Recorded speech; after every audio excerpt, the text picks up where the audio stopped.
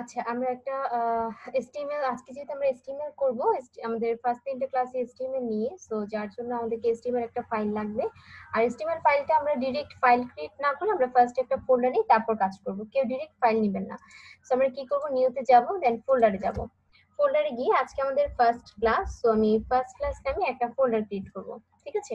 আচ্ছা, এই নামে অলরেডি আমার একটা ফোল্ডার আছে, সো আমি সংক্ষেপে দিই ফার্স্ট ক্লাস। আচ্ছা, এখন এই ফোল্ডারের ভিতরে গিয়ে তারপর আমি ফাইলটা ক্রিয়েট করে নিব। ফাইলটা আমরা নিউতে যাব, দেন আমরা টেক্সট ডকুমেন্টে ক্লিক করব। হ্যাঁ, সবাই একটু ভালোভাবে খেয়াল রাখবো। আমরা টেক্সট ডকুমেন্টে ক্লিক করব, তারপর এখানে new text document dot text নামে আমাকে এক্সটেনশন দিয়ে দিবে। নিউ টেক্সট ডকুমেন্ট হচ্ছে আমার ফাইল নেম, আর ডট টেক্সট আমার এক্সটেনশন। এখানে টেক্সটের আইকন থাকবে, টাইপটাও টেক্সট ডকুমেন্ট থাকবে। ঠিক আছে? অনেকের হয়তো বা এমনটা থাকতে পারে যে এইরকম ভাবে ফাইলটা না আসতে পারে। হ্যাঁ, অনেকের হয়তো বা এরকম ভাবে আসতে পারে, বা এরকম ভাবে আসতে পারে। তো আপনি চাইলে এটা যদি চেঞ্জ করে নিতে চান, আপনি হচ্ছে জাস্ট এখানে ক্লিক করে ভিউতে ক্লিক করে ডিটেইলসে দিয়ে দিতে পারেন, তাহলে এইভাবে চলে আসবে। বা ওভাবে রাখলেও কোনো সমস্যা নেই। এখানে দেখেন আমরা নিউ টেক্সট ডকুমেন্ট যে ফাইল নেমটা আছে, ডট টেক্সট এক্সটেনশনটা আছে, আমরা এটা রাখবো না। আমরা এখানে আমাদের HTML এর জন্য আমরা index.html নামে ফাইলটা ক্রিয়েট করব। সো ফাইলটা আমি রিনেম করে নিচ্ছি। রিনেম করে পুরো নামটা আমরা কেটে দিয়ে আমরা এখানে দিব index.html। দেন আমার ফাইলটা দেখেন প্রপারলি ক্রিয়েট হয়ে গিয়েছে। এখানে আইকন চলে আসছে ব্রাউজারে, প্লাস এখানে টাইপটা আমার ক্রোম HTML ডকুমেন্ট আছে।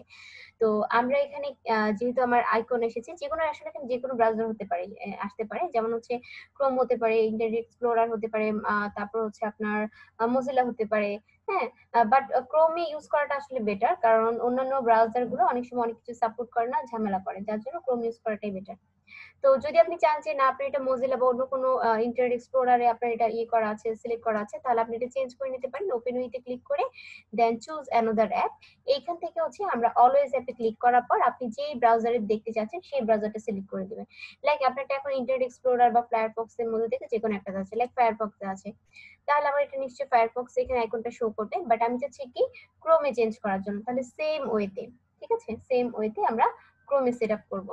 তাহলে আমরা এখানে ফাইলের উপর ক্লিক করে আমরা ওপেন উইথে যাব, then choose another app, then always use this app, এটা হচ্ছে আমরা সিলেক্ট করে দিয়ে তারপর আমরা বলবো গুগল ক্রোম, দেন হচ্ছে ওকে। এখন দেখেন আমার আইকনটা চেঞ্জ হয়ে গেছে। ঠিক আছে? এখন টাইপটাও কিন্তু আমার ক্রোম HTML ডকুমেন্ট আছে। ক্রোম কেন? আমার আইকনের জন্য, যেহেতু ক্রোম ডিফল্ট ভাবে সেটআপ আছে। তারপর হচ্ছে HTML ডকুমেন্ট আমাদের ডট HTML এর জন্য। বাট আপনারা ফাইলটা ক্রিয়েট করার পর অনেকের আইকন আসতে না পারে, আবার অনেকের টেক্সট ডকুমেন্ট আগেরটাই থেকে যেতে পারে। সো যাদের এরকম প্রবলেমটা হবে, তারা যেটা করবেন, তারা হচ্ছে আপনাদের এক্সটেনশনটা হাইড আছে, হাই এক্সটেনশনটা চেঞ্জ করে নিতে হবে। আচ্ছা, এরপর আমাকে যেটা করতে হবে, এক্সটেনশনটা আনহাইড করার জন্য আমাদের যদি উইন্ডোজ 10 হয়, যাদের আমাদের উইন্ডোজ 10 আছে, তারা আমরা জাস্ট ভিউতে ক্লিক করব। ভিউতে ক্লিক করার পর তারপর হচ্ছে আমাদের এখানে যে ফাইল নেম এক্সটেনশন আছে, এখানে টিক চিহ্নটা দিয়ে দিব। টিক চিহ্নটা দিয়ে দিলেই হচ্ছে আমার এক্সটেনশনটা শো করবে। ঠিক আছে? উইন্ডোজ 10 এর জন্য। আচ্ছা, আর যাদের হচ্ছে উইন্ডোজ 7 আছে, তারা হচ্ছে এখানে আমরা অর্গানাইজ নামে একটা অপশন পাবো। অর্গানাইজ থেকে show folder and search option একটা অপশন আছে, ওখান থেকে আমরা ভিউ একটা অপশন পাবো। ভিউতে যাওয়ার পর হচ্ছে hide extensions for non content নামে একটা টেক্সট আছে, যেখানে হচ্ছে আপনার পাশে দেখবেন যে চেক বক্স আছে, চেক বক্সে যে যদি টিক চিহ্নটা দেওয়া থাকে এটা সরিয়ে নিতে হবে। ঠিক আছে? তারপর হচ্ছে দেন আমরা ফাইলটা ওপেন করতে পারবো, ওপেন উইথ সাবলিম টেক্সটে ক্লিক করে।